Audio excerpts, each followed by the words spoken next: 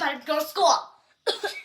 Mom, I feel sick. Honey, I bet you're fine, but right now you can stay in bed, get out of bed. I don't care. You're just disappointment. Mommy, I feel sick. Oh, my poor baby. My poor baby. Okay, I'm gonna go get you some soup, and you can stay home for the next year, and also next year, and also next week.